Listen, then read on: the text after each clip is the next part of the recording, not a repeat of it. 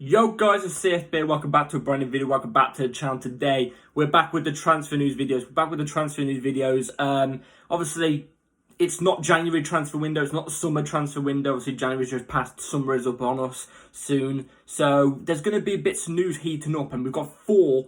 I know it sounds like not a lot, but we've got four huge bits of news which could be very, very vital coming up until summer. So before we do get into this bit of news, please like, subscribe, hit the bell notification so you're notified every time I load a video. Also, first link in the description is my streaming channel. Go and check that out. Be very much appreciated if you want to see a different side of me, really, like gaming. I rage quite a lot on there, so you know. Let's get straight into it. So go and follow it, be down below, obviously. But yeah, let's jump straight into it. It might not be a big video today. But we've got very, very big, massive talking points to talk about. So without further ado, let's jump straight into it. So starting off with the first bit of news, a good and bad bit of news, actually. It's good and bad. So without further ado, let's jump straight into it from Graham Bailey.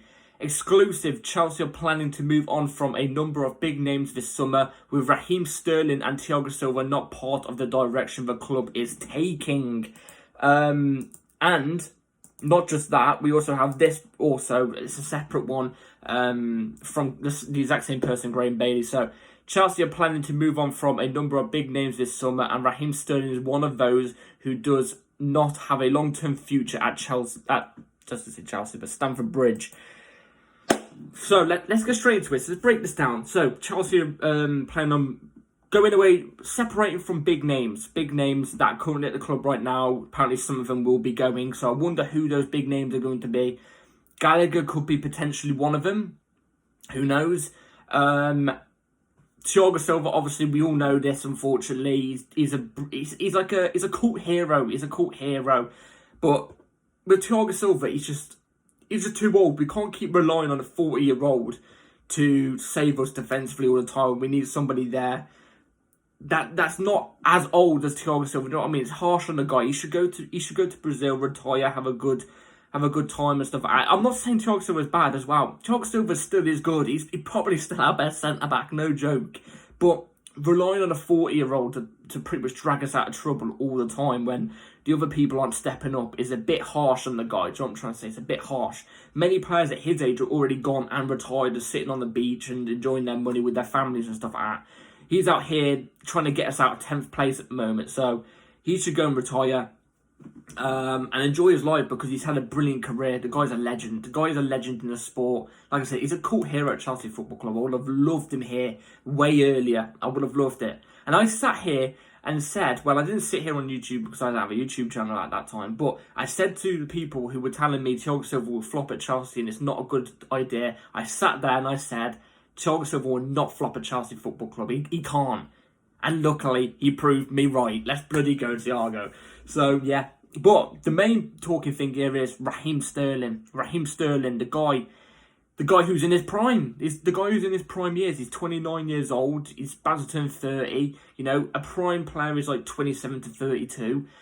The guy should be kicking ball at Chelsea Football Club and balling out and, you know, trying to save us and dragging us up the table like people like Eden Hazard used to do. Raheem Sterling don't do that. Sterling does not do that. I'm sorry, he doesn't. The guy's meant to be one of the most experienced players in the team. You know, the guy's won like 5 or 4 Premier Leagues. God knows how many trophies with Manchester. He was part of a brilliant Manchester City side with Pep Guardiola. Yeah.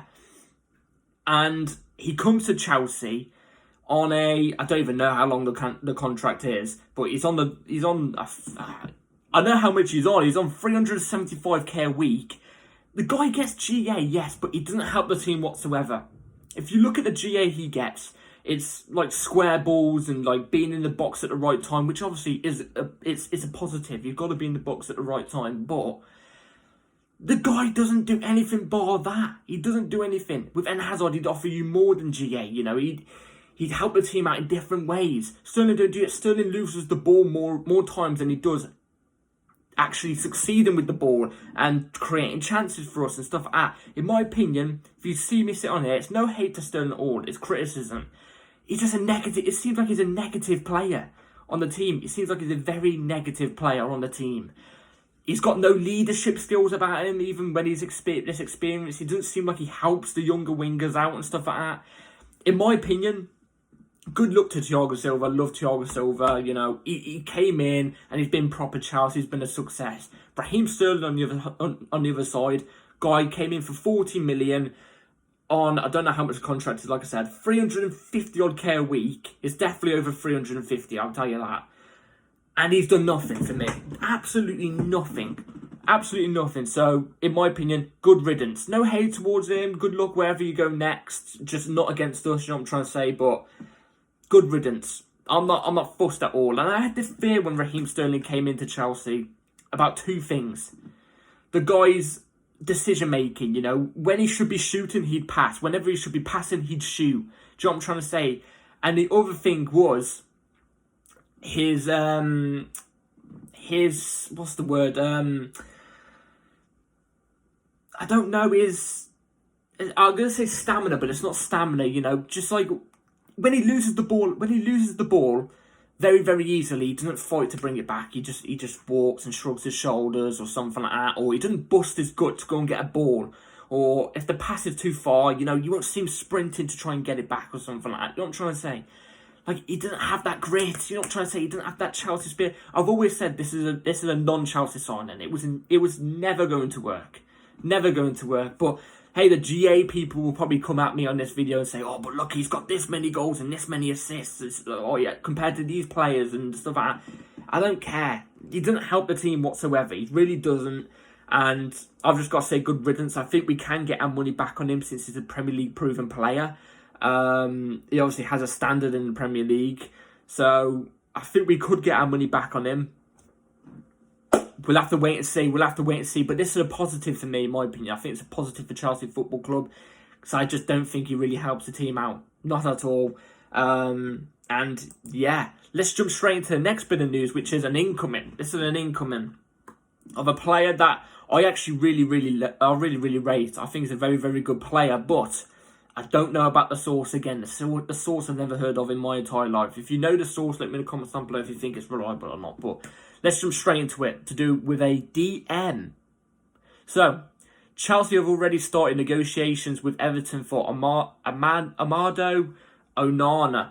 The Blues are willing to pay a lot of money. So, Onana, the DM, or I don't know, I'm pretty sure he's a DM, right? I'm pretty sure he's a DM, but you know, the midfielder who plays for Everton. Great player. Honestly, great player. My dad's an Everton fan, so sometimes when I come downstairs, the Everton game's on, and, you know, I sometimes see Onana, and he does boss the midfield really, really well. I actually seen a couple bits of him, and I think he's a very, very solid option. And do you know my stance on Pochettino? I don't really want Pochettino. I'm still Poch out massively, you know. The last game, we didn't really play that well, but we got a win at least, and there was some positive signs. The Villa game was the only game I really looked at Pochettino and gone, oh my God, you've actually done something. You've actually proven something there. But I'm still Poch out and everything. But if we was to keep Poch, next season and bring in Onana, it is a Pochettino signing. This is a Pochettino signing. It's a Pochettino player profile. Do you know what I'm trying to say? A tall midfielder who's good at winning aerial duels, who's physical in the midfield as well. It's literally a Pochettino profile player, it is. And I've got no doubt if he came in, I think he would do well, because he's Premier League proven as well. Ever since he came in, he's smashed the Premier League. But this is where the book comes in. Money. What is the price we're going to pay for this guy? Because I wouldn't go anywhere over, I was going to say 45 million, but I can't be that harsh. I think 55 million. I wouldn't go anywhere over 55 million. I think 45 is a brilliant price for both teams, but we know Everton are going to try and claw as much money as they possibly can, because they need money. They're in FFP problems, massive FFP problems. They're going to need money. I reckon they're going to say around 70, 75 million. That's what I think. And if that's the case, Chelsea back out. But there's another but here. Why do we need another DM? Why do we need another DM? Because if we're going to play a 4-2-3-1, or even like we've been seeing in the Aston Villa game and the Crystal Palace game, a 4-4-2, what, you need two midfielders competing with each other each time? Well, if you think about it, on left centre mid, in the left side of a double pivot, in a 4-2-3-1 or 4-4-2. You've got Enzo and to be fair, you've got Enzo and I can't even remember. There's not many people there, but on one side you have Caicedo, Lavia. The other side you have Enzo and I don't know, Gallagher or Carney, one of the two. Do you know what I'm trying to say? Obviously Ugochukwu comes in sometimes and that. But if Onana comes in, if you stick him in the profile Enzo plays, they're not the exact profile. They're not the exact same profile. If you're going to play a double pivot, you need one creative type of player, then you need one defensive type of player. But both that can match each other. Onana, I see going into the Caicedo slot. But then again, you have Caicedo and Lavia there. So was the Lavia signing pointless? Was the Caicedo signing pointless? Are one of them going to go? Which I hope they don't, because I actually think Caicedo and Lavia would do better in the future and now than Onana. But I would like Onana in his team. The only way I can see us bringing in Onana is if we switch to a 4-3-3 and have Enzo and somebody else on the left-hand side, you know, that creative left-hand side and the three in the midfield. The right-hand side, you have the ball-winning midfielders, you know, Caicedo and, you know, somebody else, I don't know, Andre Santos or something like that. Somebody else there in a ball-winning position. Where you'd get Onana, in my opinion, in this team is, like I said, if you switch to a 4-3-3 and the DMs are Lavia and Onana. That's the only way I see. But then, again, you've got to go and buy another midfielder to complement, to help out either Caicedo or Enzo. Do you know what I'm trying to say? Like, it's confusing because if we do a double pivot, then you're going to have three humongous players who are going to be demanding at least first-team football majority of the time in the team, fighting for one position. And like I said, if you put Onana or Lavia or Caicedo in Enzo's position, it doesn't really match because they're not as creative as Enzo. Do you know what I'm trying to say? They're not that creative player. Do you know where I'm coming from? Like, the only way I see this happening and being a positive is to switch to a 4-3-3. That's it. But then you have a problem with Nkunku, because where does Nkunku go? He's going to want first-team football. You've got to put Nkunku in the team. Does he go on the right wing, left wing? You know what I'm trying to say? He's not that ST profile. He's more of a CAM profile. So we've got a problem here. We've got a problem. Let me know in the comments down below if you think I'm thinking the way I'm thinking, because maybe I'm thinking a bit too hard, but it just doesn't add up. It just doesn't add up. But yeah, let's move on to the second to last bit of news, which is huge because I didn't even know this was possible, actually. So yeah, let's get into it from Ben Jacobs, so you know it's quite big. Chelsea can spend £200 million this summer ahead of sales. So without even signing players, we are able to spend 200 million.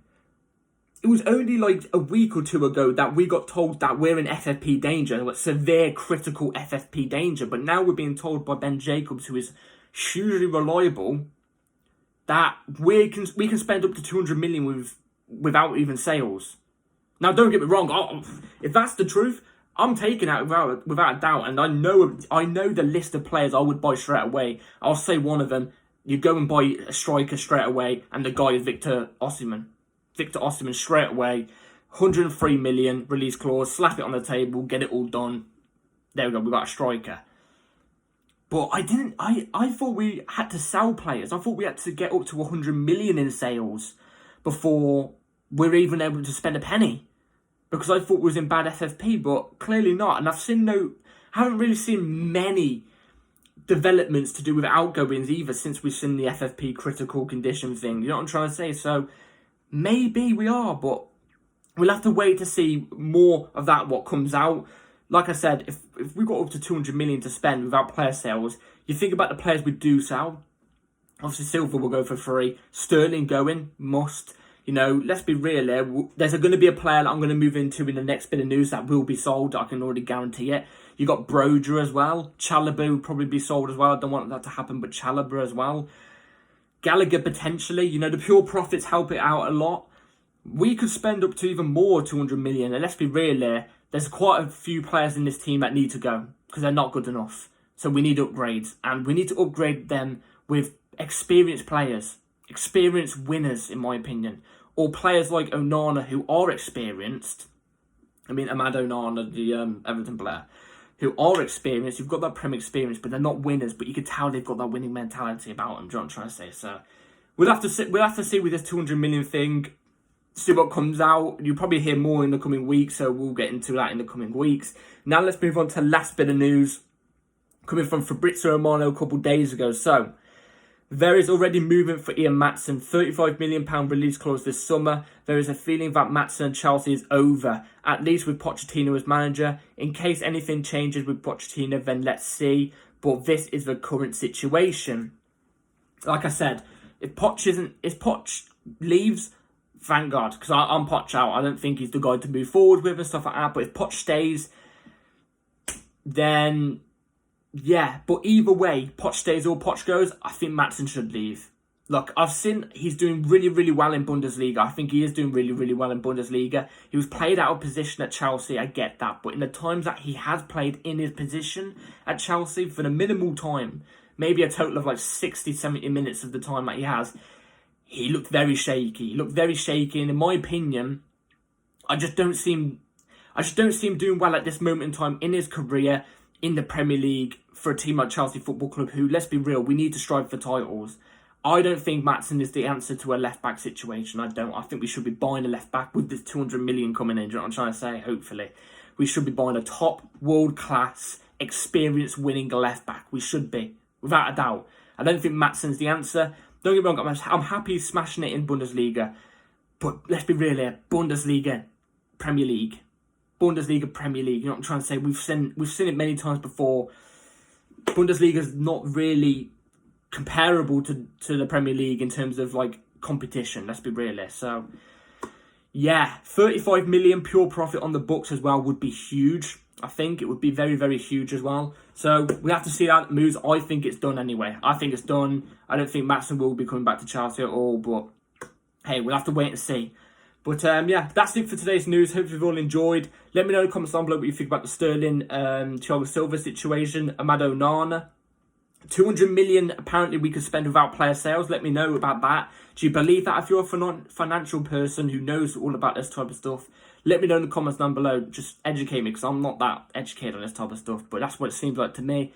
And obviously the Maatsen thing. We're very intrigued to know your opinions in the comments. And yeah, take care all, like, subscribe. See you in the next video, which will be coming on tomorrow. Match preview. So yeah, take care all. Peace.